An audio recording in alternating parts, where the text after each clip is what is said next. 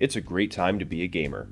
Graphics are getting better, consoles are becoming more advanced, and it's easier than ever to connect with your fellow gamers across the world. While this can make it easy to look back on the past few decades of gaming as the Dark Ages, that doesn't mean that a few ambitious minds of the time weren't thinking ahead. But being ahead of the game isn't always a good thing. Many gaming devices and peripherals ended up falling by the wayside due to the technological limitations and economic conditions of the time. Still though, it's interesting to look back and see just how far we've come. Here are 5 gaming accessories that were ahead of their time. Number 5. The Turbo File. Imagine that if every time you turned off your favorite game, you lost everything. All the loot you collected, achievements you earned, everything gone. This is how gaming was before save options became common. Gamers were usually forced to rely on tedious password systems when they wanted to turn the game off and pick it back up at the same spot later, and some games didn't even offer that convenience. The Turbo File was a storage device designed for use with multiple Nintendo consoles. The device plugged into your system and used changeable batteries, and though it did give gamers access to multiple save files, it was only compatible with a few games. Saving soon became common thanks to in-cartridge battery backups and removable memory cards, which eventually evolved into console hard drives. Maybe they were onto something. Number 4. The Sega Channel. It's easy to take online connectivity for granted, but before the internet became a basic utility, gaming was a lot different. Usually demoing a game meant finding a friend who had it or renting it from your local video store, and when it came to getting gaming news, cheats, and tips, you were usually stuck relying on magazines. However, Sega shook things up with the debut of the Sega Channel.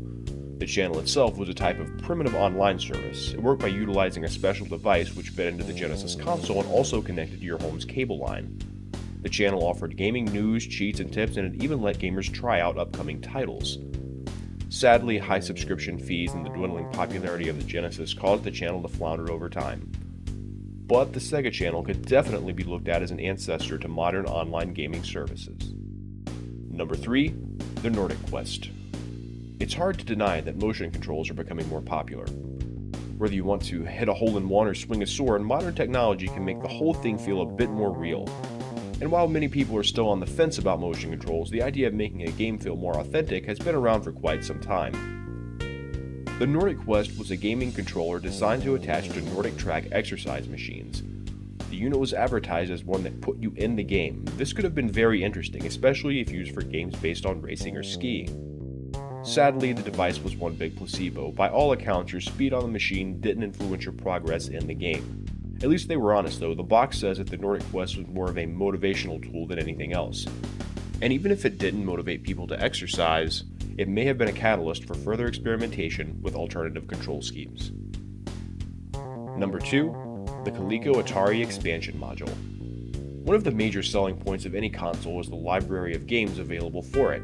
Everyone has their own preference when it comes to consoles, but luckily most major releases are available on multiple systems.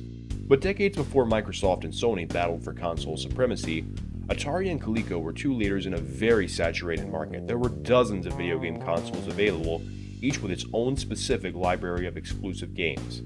Needless to say, it was a bit overwhelming, and many people wished they could try other games without having to buy a whole new system. Then came the ColecoVision Atari Expansion Module. The device plugged into your ColecoVision console and allowed you to play Atari 2600 titles. Now, while many homemade and unofficial cartridge adapters have been made since then, this was an actual retail product sold by the Coleco company. However, the video game crash of 1983 was the beginning of the end for both of these consoles and many others on the market at the time.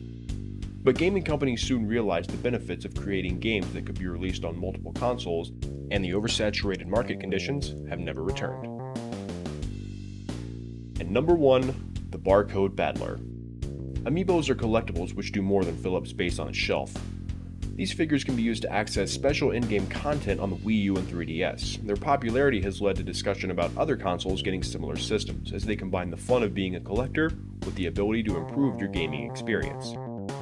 And while this trend continues to grow in popularity, similar ideas have been tried in the past.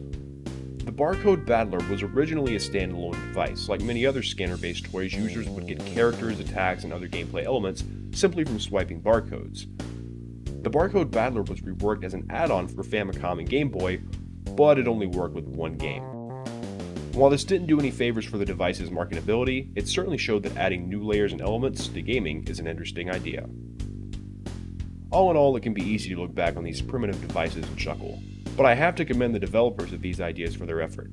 After all, if no one ever tried anything new, the world would be a pretty boring place.